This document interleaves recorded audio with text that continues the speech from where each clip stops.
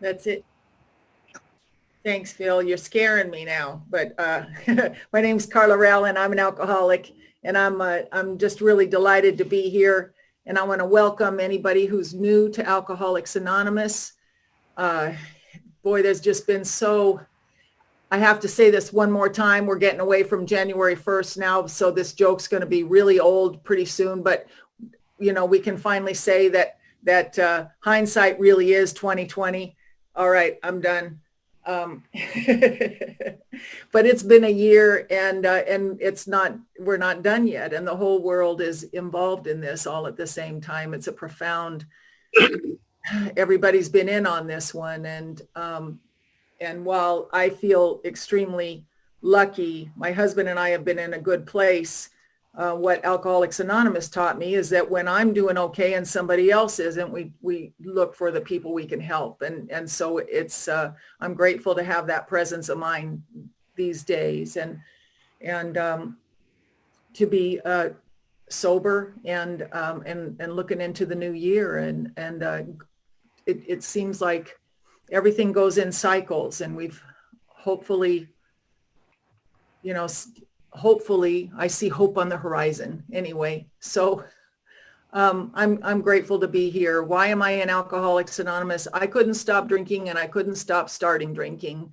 The best description of alcoholism I still believe exists is on page 44 in our big book, where it says, if when you honestly want to, find you cannot quit entirely, and if when drinking have little control over the amount you take, you're probably alcoholic. Boom. Problem. If that be the case, you may be suffering from an illness that only a spiritual experience will conquer. Boom. Solution. I like to be sure that I say this too. We have a spiritual answer for this physical and mental problem, but I need to remember, because my sobriety date, September 25th, 1987, why am I still here in Alcoholics Anonymous? And that's because the stakes never change for me.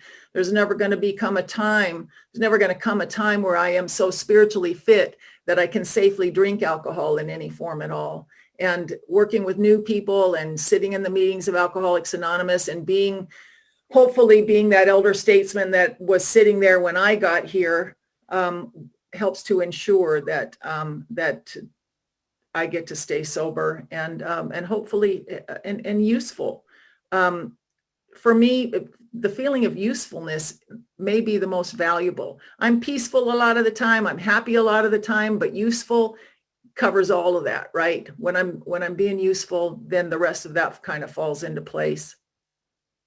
I don't know why I'm an alcoholic. I used to think it was very important to try to figure out why I was an alcoholic. And what I found when I got to AA was that when I stopped asking why and started asking how, I started to get better.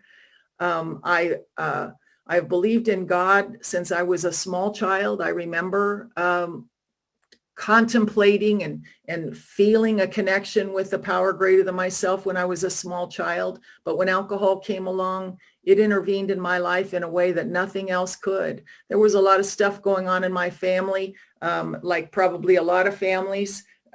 Wasn't the worst, and it certainly wasn't the best, but so there was real reason for real sadness. I didn't make it up. It wasn't all in my head, but when alcohol came along, it just seemed to quell things that I didn't even have questions for. It had answers for me that I didn't even have questions for. It became my spirituality. It became my growing up muscle. It became the thing that made me feel buffered from you and the thing that made me feel connected to you all at the same time. Why wouldn't I drink that? I started very young. It had the effect on me very young. I didn't head off to Skid Row after the first drink, but it did something for me, and I appreciated the effect. I started to leave home at an early age, and I still believe it was for me to leave home. That's just the way that was. And that's enough said. But because I was so young, I started ending up in some of the Southern California hot spots like Indio Jail and Riverside Juvenile Hall and LA Central. And, they'd send me home to mom and home to dad. And we did that whole dance for a while, and until I ended up in a little town called North Beach in the San Francisco area. I learned how to turn tricks up there to make a living. I was 14 years old. A couple of guys approached us, and that's all she wrote. A whole new career path opened up for us. And I started living a day at a time in a way I've not had to live in a very, very long time. And Dr. Silkworth talks about this in the chapter, The Doctor's Opinion. He says that after a time, we can't differentiate the true from the false. After a while, our alcoholic lives seem the only normal one.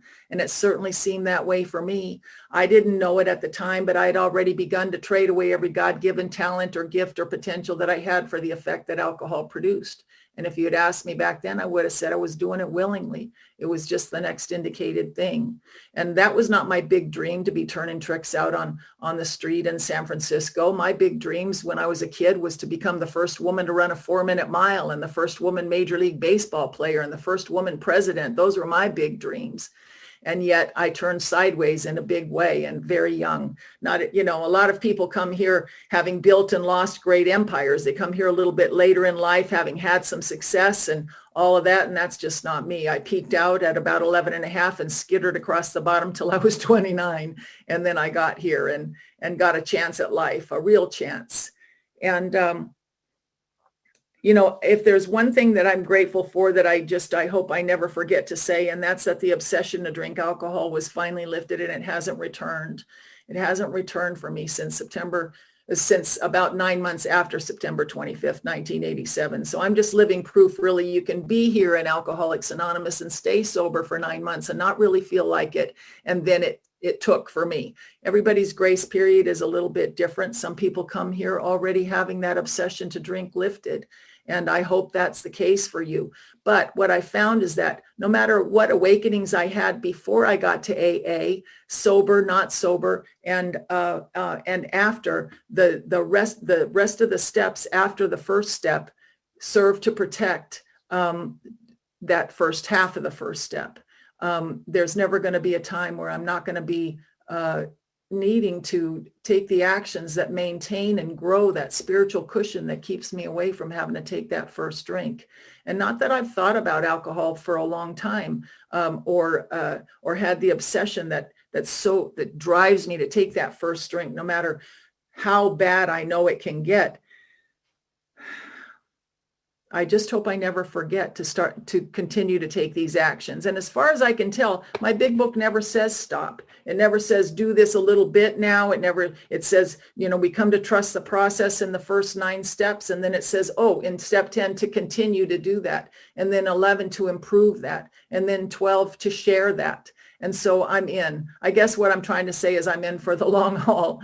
I spent most of my adolescent life in one lockup or another. And I, as far as I could tell, it was your fault. It was his fault. It was their fault. It wasn't my drinking. And it took me a long time to finally be, when you finally left me alone so I could drink the way I needed to drink and do it the way I needed to do, then I was only left with myself. And like the book says, there was nothing left for me to do but pick up the kit of spiritual tools that you handed me. But that took a while. For a long time, I was always looking out there for what I thought was going to fix me. And everything, including our big book, says, look within, deep down inside every man, woman, and child is the fundamental idea of God. It's in the last analysis, it's only there that he may be found. And I was always looking out there for what I thought was going to do it. I'm in this mental hospital and I'm always checking out the guys there, and thinking, it's got to be him. And the trouble with me looking out there for what I think is going to fix me is that I'm always about a half a bubble off what I think it is that's going to do it. Like I'd mistake arrogance for confidence, and I'd mistake sex for love, and I'd mistake brute strength for strength of character. And I'd get it on my hot little hands, and it would just dissolve where I stood. It wasn't it. I had to come to AA to learn that it's when I'm thinking of you, constant thought of others and how we may help meet their needs, looking at you, listening to your viewpoints and seeing what you might need, understanding rather than being understood, comforting rather than being comforted. And that's not to the exclusion of my own needs, but it is at least in addition to, I had to stop thinking I was the only one in the world, and I didn't even know that that's what I was doing. And I ended up, our book talks about us having moral and philosophical convictions galore. And again, it wasn't like I set out to be this person of no character. I always wanted to be a stand-up person, and I fought for a lot of things. They just didn't mean anything, and anyway, I wanted to be a peace-loving,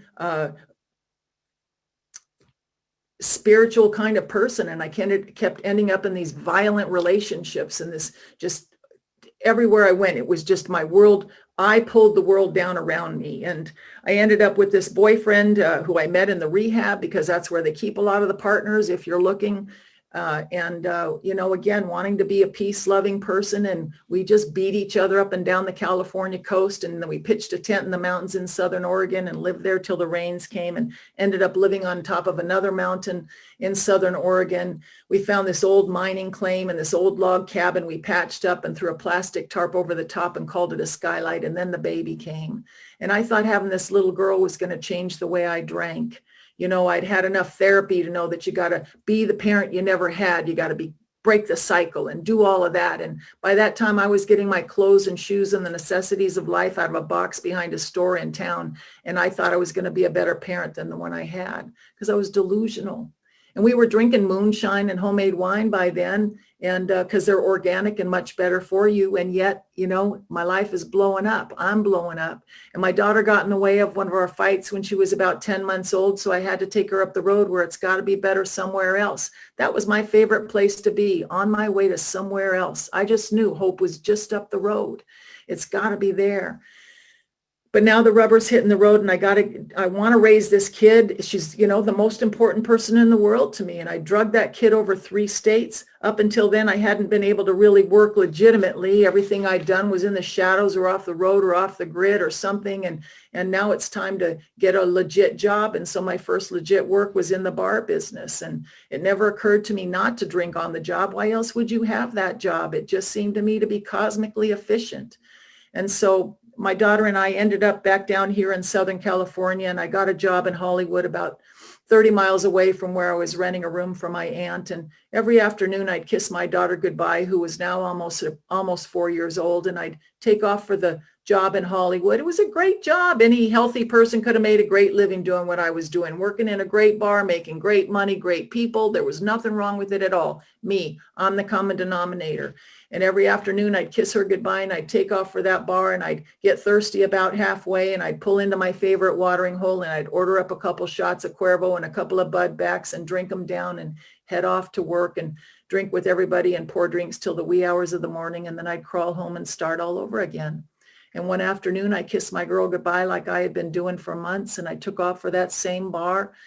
I wasn't upset with anybody that day. I took off and I got thirsty, same watering hole on the way, pulled in, had my afternoon primer drinks and ordered them up and drank them down. And to this day, I don't know what was different on that day from the day before, except for 24 hours, because I didn't hate the job I was going to. One of my favorite stories in the big book is that of Fred the accountant.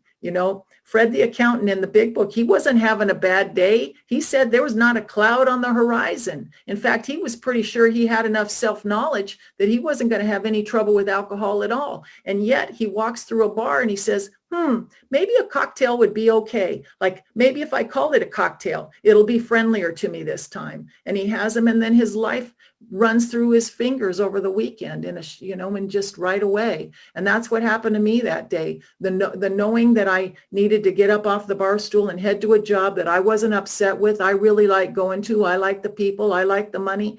And I like the fact that I could take care of my little girl. Just wasn't enough that afternoon to overcome the phenomenon of craving that happens once I start to drink.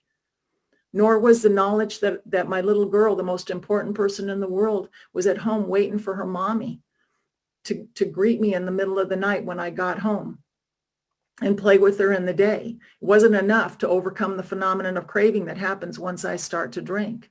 So I sat on the bar stool that day and I drank those drinks, and this time I didn't get up.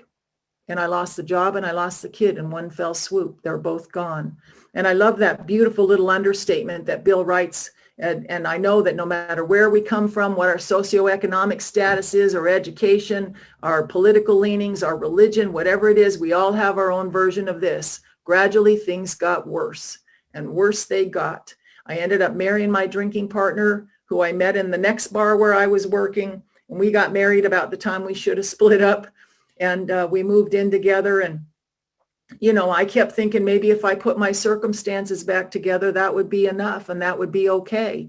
And we just became the neighborhood entertainment. I threw the first punch in that relationship. And that was until I got to Alcoholics Anonymous. I didn't even know that I was walking around feeling so victimized. I didn't get how I was victimizing the people around me. That's what that mentality does. And I don't even feel it coming on. It's just what's happening. And he and we used to settle our arguments with a shotgun. And, I got my daughter back when she was 8.5, and I didn't get sober till she was almost 10. And here's where I really began to suspect that I might be down for the count. And, I know that everybody, all of us certainly, and even non-alcoholics have had those nights where we've set out to go get drunk. I'm going to get drunk. I'm going to tear it up. I'm going to, go get it. And, and we do, because we're successful. We know how to do that. But here's where I really began to think that I might be in trouble. And that's when I got her back during the week. 5 days a week, I had one job, and that would be to get up in the afternoon and get in the car and go pick her up from school, 10 minutes away from where we lived. And so every afternoon, about 1:45, I'd look at the clock and I'd say, it's time to go get Amber. Say to myself, it's time to go get Amber. And I'd get in the car and head on over there. And on the way, I'd get thirsty and I'd pull into my bar. And I'd sit up at the bar and I'd order up a drink, and I'd start to drink that drink, and I'd think, I got 45 minutes and I'm going to go pick up Amber. I'm going to finish this one, and then I'm going to go pick up Amber. And then I keep drinking and I think maybe 2. I might have 2. I got 30 minutes, and then I'm going to go pick up Amber. And then somebody lines up the bar with empty shot glasses, and I can't turn down a free one. So I might have 3, and then I'm going to go get Amber. And then I have 4 and 5 and 6, and then I'm late. And I finally peel myself off the bar stool to go pick up the most important person in the world to me. And I head on over to the school, and I have to go into the front office because that's where they keep the kids whose parents can't get there in time. And I walk in and I'm very aggressive, and I'm yelling at the staff. I'm angry with them because I'm late. And as I walk into the front office, I trip over my own feet, and I go rolling across the office floor of the school where my daughter attends. And as I go rolling across the floor, I catch a glimpse of my daughter's face and the look in her eye as she watches her mom go rolling across the floor of the school where she attends. And as I do that, I felt that sense of powerlessness, that not the sense of powerlessness like, oh my God, I've got to do something. No, that sense of powerlessness like, oh my God, I'm always going to be like this. I'm never going to change. And so all I know to do is to get up as best I can, grab her hand and get out of there, and before they call the police like they're threatening to do. And we get in the car and we go home. And she was about 8.5, and I didn't get sober for another year. She was almost 10 when I got sober. And by that time we were living in this tiny little apartment, my husband, I, and my daughter. The marriage was long over with. I don't know why we were still together, just hanging on by a thread. And one more Saturday afternoon, the cops are in the driveway one more time, and the neighbors are watching us one more time, and the kids standing scared to death in the corner one more time. And none of us planned that. None of us got up that day thinking, let's do this. We all thought, if everybody will just be cool, well, I'll be okay. And so the cops left. They took the gun. The husband left for the last time. It's me and the kid and the booze, and I couldn't stop drinking. And here's where a hard drinker might take a look at their life and say, I'm really tired of this. A hard drinker could go off to detox for a week or 2, come back, go to work, have a story to tell if somebody asked them, but they move on with their life. That's what they do. I've heard them do it. They say things like, oh, I couldn't handle it, had to quit. And then they, boom, never another thought. They just know, and they do it. Me, what I did was I pulled the booze closer to the couch so I didn't have to keep getting up to get another drink, because I drank through my circumstances. I drank through drug addiction. I drank through homelessness. I drank through the loss of my daughter, and I was getting ready to do it again.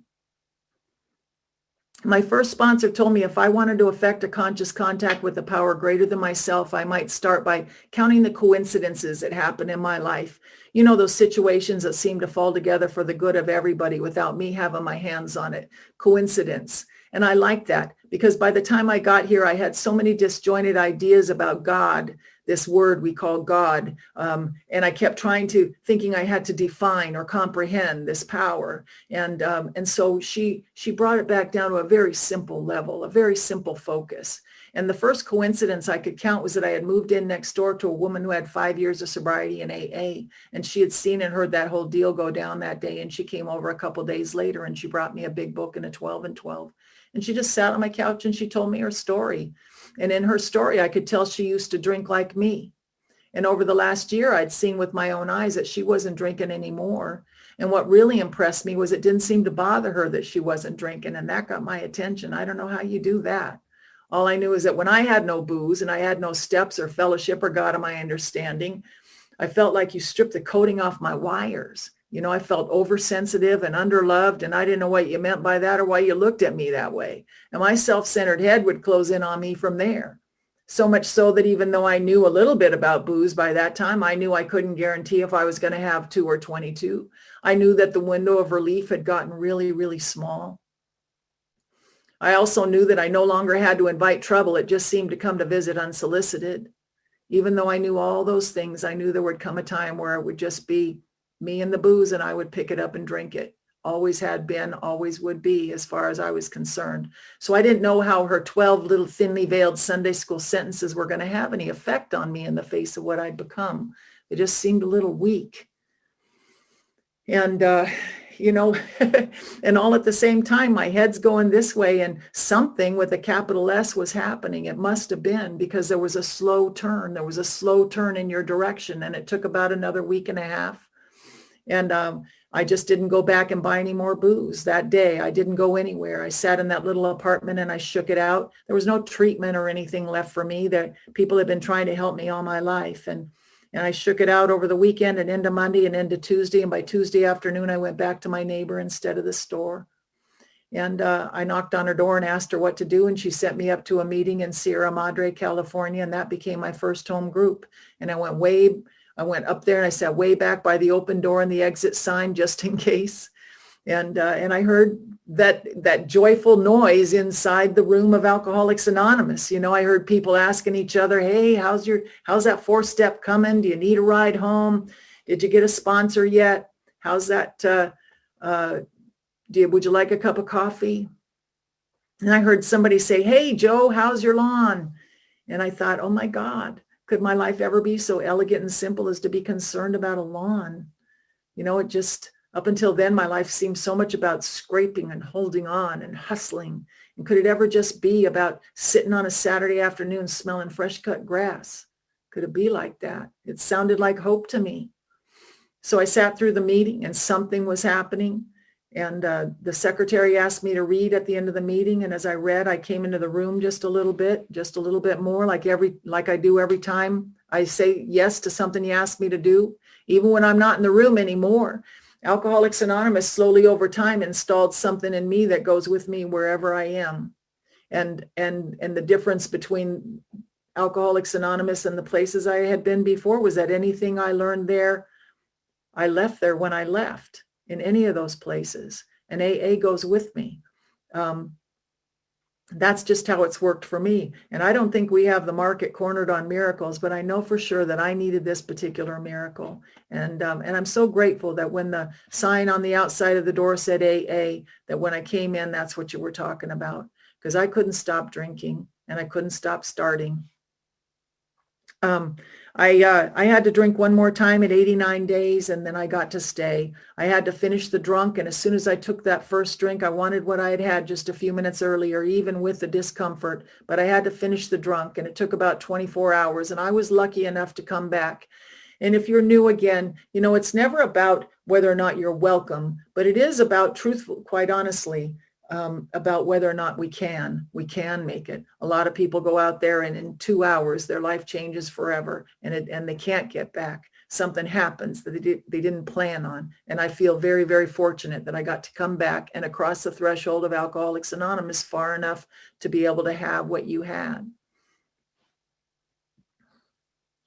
And so then I got to stay, and that was September 25th, 1987. My sponsor came over that night, and And she didn't, when I called her, she didn't say, wrong answer. You drank, too bad. You got to call somebody else. She just came over and helped me throw the bottles away and took me to the big book study that night. And nobody in the big book study said, ooh, I smell alcohol in an AA meeting.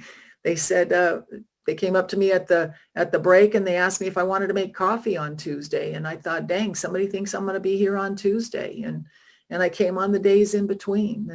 And I came to a lot of meetings when I was new. In the first couple of years, I came to a lot of meetings. It just felt safe. I was afraid, I was afraid to let go of what might be working. And but meetings alone don't keep me sober. I had to do some more. I had to do more.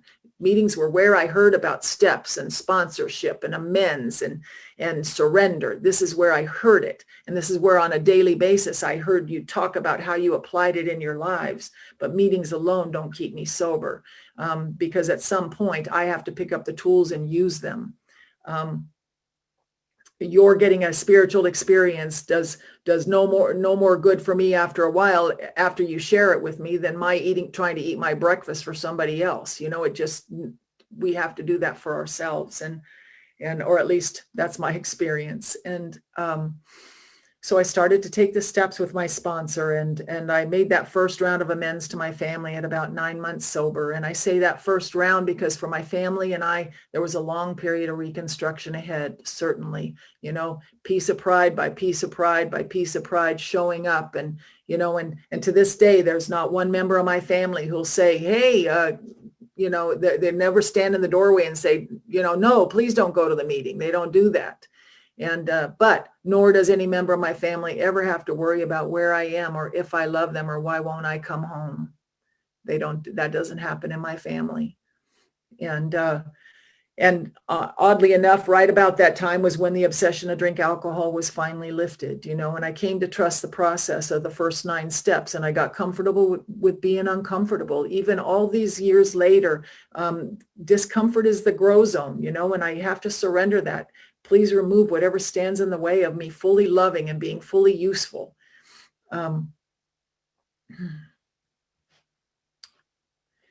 Then other people started asking me to sponsor them. And I got to tell you, the only 5th step I like better than mine is yours. And I know no better way to say it. You draw from me things I didn't know I needed to share, and you share with me things I didn't know I needed to hear. And not just in formal inventories, but in the car on the way to the meeting and over the phone and over coffee. Those little Me Too moments that knit us closer together. And we drop in quickly, don't we? When one alcoholic's talking to another, it's like we don't know each other a minute ago, and now we are way in, intimate. And after a couple of years, I had you guys, and my daughter didn't have anybody, and it was time for the rubber's hitting the road. And, right up front in our big book, it doesn't wait till the end. It says right up front that a more important demonstration of our principles lies before us in our respective homes, occupations, and affairs.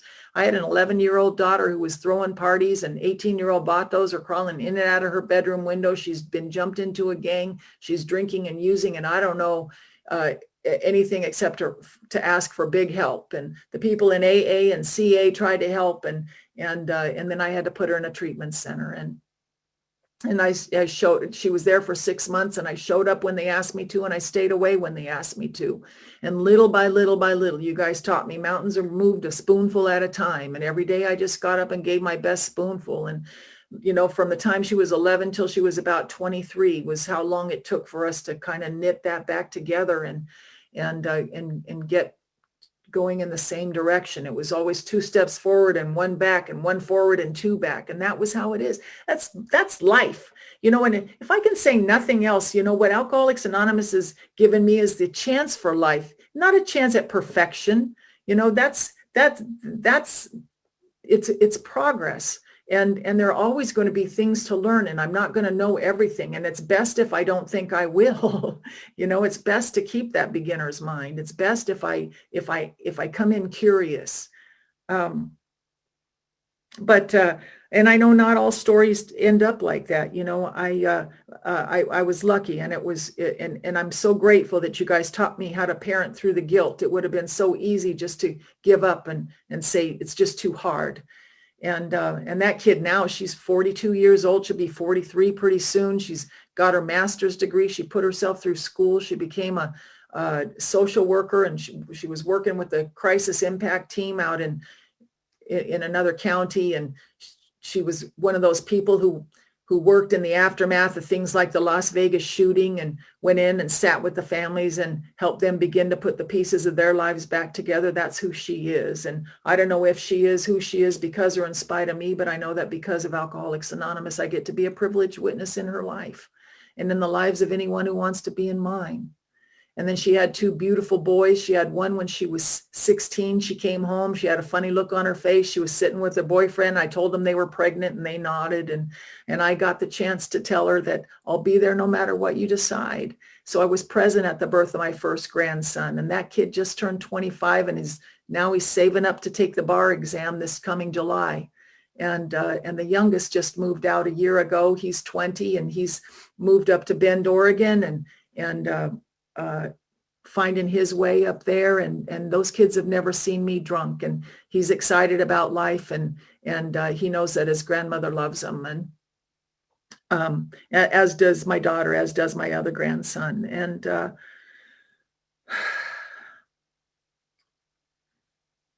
when I was 5 years sober, I was raped by an intruder in my apartment. He had come in through the kitchen window in the middle of the night. I had concrete floors, so I didn't hear him.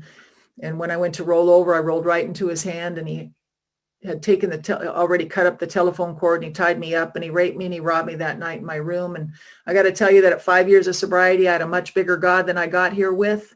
And if you ask me, that chapter to the agnostics in the book that talks about our second step, if nothing else, for me, what it has meant is maybe this will work for me. I don't have to be formally religious or even spiritual, or even, if I believe that maybe the process of these steps can help me, then that was enough. And then the promise at the end, when we drew near, he disclosed himself to us. And then the other promise that at some point, the consciousness of our belief is sure to come to us. And it did. And that night I knew I believed, even though I didn't understand.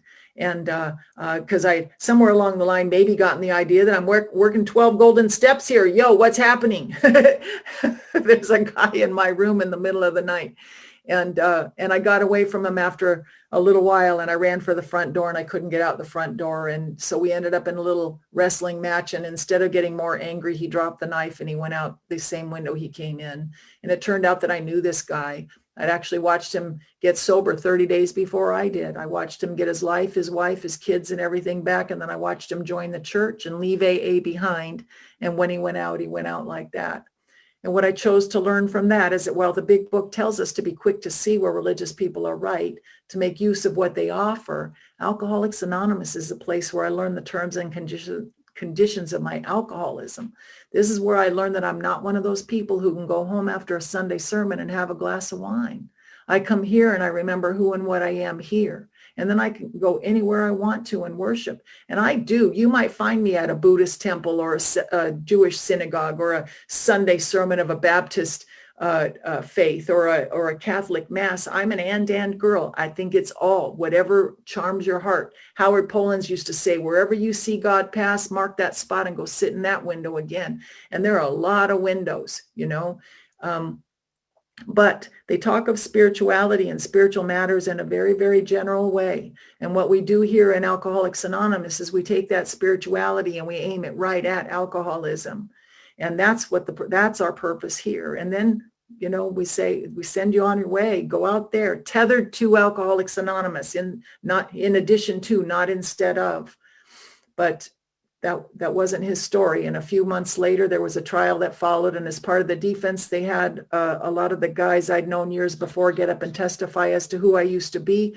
It was kind of like a big public fifth step for a little while. And then I had to get a character witness for me. And, when I first got here, you couldn't use the words Carla and good character in the same sentence. You just couldn't. And not that I didn't want to be a person of character. I just couldn't. And now I've been working at this big fancy investment firm downtown Los Angeles, task by task and class by class, walking the halls with some very accomplished people in this place that I never would have walked in the front doors of years before. And so the division head there volunteered to come and testify on my behalf. And they told him all about who I used to be. And And he said, well, he said, I don't know about that. He said, I know that she shows up early and she stays late, and she was where she said she was. And see, that's Alcoholics Anonymous speaking for itself.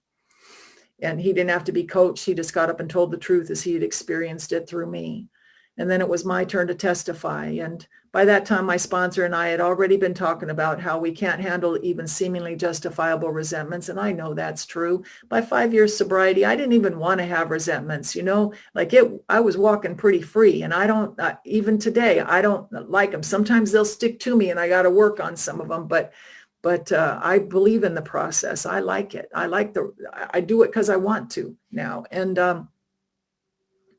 anyway, but at the time, the guy had scared me. And fear, anger was my favorite way to deal with fear like that at that level at 5 years of sobriety. And so the 7-step prayer was the nugget prayer that I took with me everywhere I went. Anger felt like power to me, and it was just so easy to go there. But when anger doesn't transform and it just sticks in you, it becomes diminishing to the spirit. And of course, that blocks out the sunlight of the spirit. And so the 7-step prayer became my mantra, and it helped me to get through work and to get up and be where I needed to be, and up until and through the trial. And so now I'm sitting in the witness stand, and I look out and I see him sitting there. He's sitting at the defense table, and I realize I've sat in his seat. And I could, again, if I were to take a drink, I could be sitting right where he sits. And what occurred to me were those considerations in our big book in the middle of the resentment inventory, where it says, though we didn't like their symptoms and the way these disturbed us, they, like ourselves, are spiritually sick. He, just like me. Hasn't there been a time where I've been so sick that I've been a tornado roaring through people's lives? Hasn't there been that time? And couldn't there again be that day, drunk or sober, where I'm so self-centered or so sick or drinking, that I'm a tornado again roaring through people's lives? Or am I right now so self-centered and delusional that I'm roaring through somebody's life like a tornado? And I began to see he and me. And I digested at that point in time, at about 5 years of sobriety, that forgiveness doesn't come from a spiritual hilltop. It doesn't come from a superior place. It comes when I see you and me, when I get that I've been you, could be you, or am being you right now. My friend Larry Peterson used to have the best short version of a 4th or 10th step, whatever you want to call it, of an inventory I ever heard. When I'd go to him and I'd talk about somebody's dastardly deeds, and he'd say, well, don't think that's going to look any better on you when you're doing it. And you have, and you will, and you might be doing it right now. And so, it slows me down. It slows me down, before I have that snap judgment looking at you and needing to have you be less so that I can be okay. It takes that away. And so the forgiveness came that day, but the healing took a little while longer, before the nightmares and all of that stuff finally went away. But they did. And that particular story is mine. And I talked to other people to whom that's happened in and out of sobriety, before, after, and we just walk through. And I have also discovered that, sometimes you're not going to find somebody who has your exact experience in that moment. Someday somebody may come to you and you've walked through it and you just share it. But there hasn't been a circumstance. When I used to think that it was always, my drinking was circumstantially driven, it's ironic that 33 years later, there hasn't been one circumstance in my sobriety where I felt like a drink was going to be the answer, where it was going to make it any better. And that's the miracle. I hope I never take that for granted. I keep saying it, but it's because it's true. And anyway, so what happened for he and I was we became two alcoholics sitting on opposite sides of the courtroom. And he was sentenced to 20 years. He did 12, and then he did 3. And as far as I know, he wasn't able to stay sober or out of prison, but I know it works in prison. I've had the privilege to go and share Alcoholics Anonymous with guys up in prison and in the women and men's county jails and everywhere I've ever been locked up. And I know it works where it's worked. Some of those guys are longer sober than I am inside, and they walk just as free spiritually. The detective who worked the case, he came to me after it was over and he said, I don't know who you were back then. I'm not even sure I want to know, but whatever it is you're doing now, keep doing it because it seems to be working. And that's Alcoholics Anonymous speaking for itself. And I didn't know it at the time, and I'm glad I didn't know it till after the case was over. But the judge had been a long recovered sober alcoholic in AA. I found out afterward, and the court reporter was the Al-Anon mother of a woman in my home group. So the 12-step fairies had thoroughly dusted the room before we got there, and so that was kind of nice. And people from my home group came, and my sponsor, people I sponsored, my father was in that trial, and we walked through that, and was sober. And my first 15 years was pretty front load of sobriety, was pretty front loaded with stuff from the past, stuff that happened during, and stuff that I brought down on myself. I faced bankruptcy at 10 years sober out of a bad business deal. And then I paid back a bunch of personal money. And then by 15 years, I'd kind of gotten on this even keel. I got a little stiff and brittle for a little while, and I don't know if it's ever happened to you. I don't know if it happens in Tennessee where you take yourself a little too seriously and get a little too crunched down on perfection. Perfectionism doesn't mean that I'm perfect. It just means that I'm now obsessed with the idea of being so, which makes you no fun whatsoever. And so I had to learn to lighten up a bit, and over time we do the deal. Sponsorship might be my favorite thing. I've learned to dance. I've always meditated. I've always had some form of not only sitting in the morning, but some form of physical, for me. I've needed some form of physical thing. I know a lot of people like to do yoga and stuff, and I surfed and I rollerbladed and I did weightlifting, in the gym and things like that, and walking and well, when I say surfing, I mean falling a lot, and learn to dance, and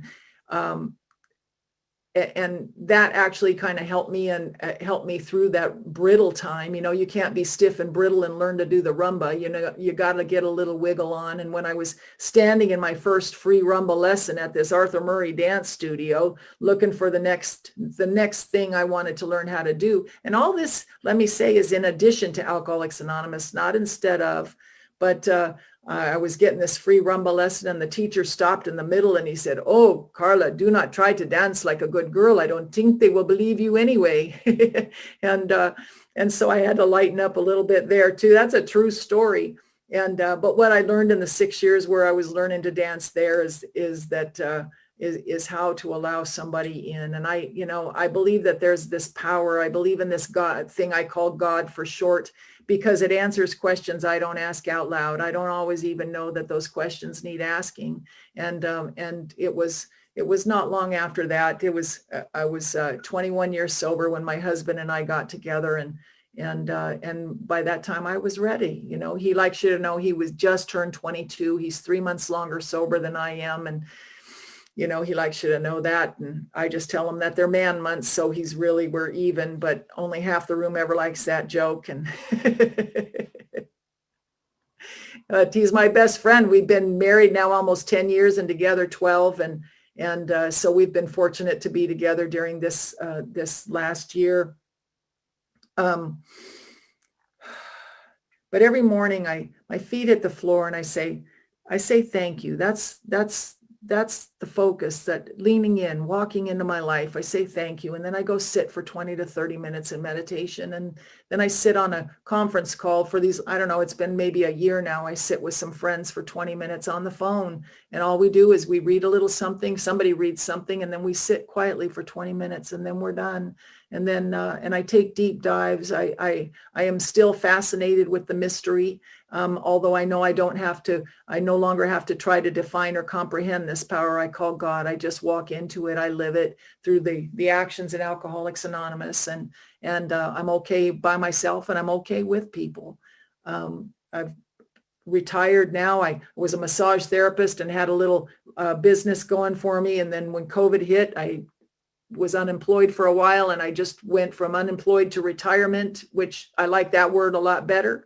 And now I'm making art with my husband, and on we go. It's just another new adventure. And so I'm liking this, I guess I'm in my third 15 years of sobriety now. I'm liking this one a lot better than I did my first, although the first was very valuable, because I learned that no matter how spiritually fit I get, I'm never going to be able to safely take a drink of alcohol in any form at all. And it's because of you. You taught me everything. I hear a lot that, and then I'm going to close with this, but I hear a lot that we try to walk through these things with grace and dignity, and absolutely, certainly we do. But if it's between grace and dignity and drunk, I'm going to come in here all messed up, and I'm going to let you know about it, and I'm going to sit with you until I heal, until I can again take the actions that I know I need to take. And I'm going to sit with you because it seems to be getting better. Prayer and meditation, definitely. I'm not a not thinker. I'm not somebody who thinks you have to be afraid of your own mind. Because of prayer and meditation, my mind is clearing, and I still have a sponsor. I still use a sponsor, but I've gotten better, and I'm not chasing my tail, and so I'm not the crazy girl who walked in here. So there's hope, and I just want to be sure that I say that. Anyway.